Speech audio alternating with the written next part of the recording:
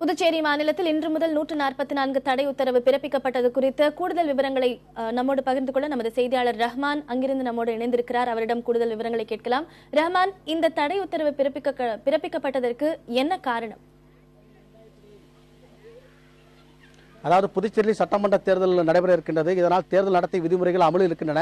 இதனை ஒட்டி புதுச்சேரியுடைய பல்வேறு பகுதியில் அதாவது ஆர்ப்பாட்டம் போராட்டங்கள் நடக்கின்றன. அதாவது பல்வேறு காரணங்களால் அதாவது எதிர்க்கட்சிகளும் சரி பல்வேறு கட்சிகள் அதாவது தேர்தல் அதிகாரிகள் விதிமுறைகளுக்கு மீறி அதாவது அவர்களுக்கு கட்டளை இடுகின்றார்கள், அவர்களுக்கு தொந்தரவு செய்கிறார்கள் என்று கூறி பல்வேறு விதமான போராட்டங்களை பல்வேறு இடங்களை தொடர்ந்து நடத்துகின்றார்கள். இது சட்டம் ஒழுங்கு பிரச்சனைக்கு வழிவிடுகின்றது.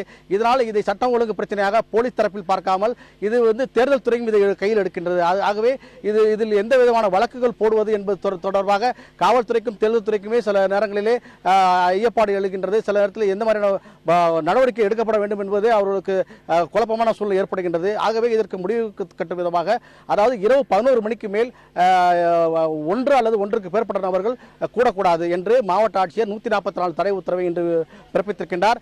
இன்று முதல் தேர்தல் நடத்தை விதிமுறைகள் அமலில் இருக்கும். அதாவது தேர்தல் முடிந்து தேர்தல் நடத்தை விதிமுறைகள் அமலில் இருக்கும் காலம் வரை இந்த தடை உத்தரவானது அமலில் இருக்கும்.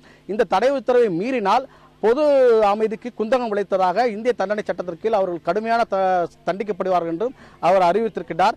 இந்த அறிவிப்பு அதாவது இதை அனைத்து அரசியல் கட்சிகளும் எவ்வாறு எடுத்துக்கொள்கிறார்கள் என்பது நாம் போதான் தெரியும்.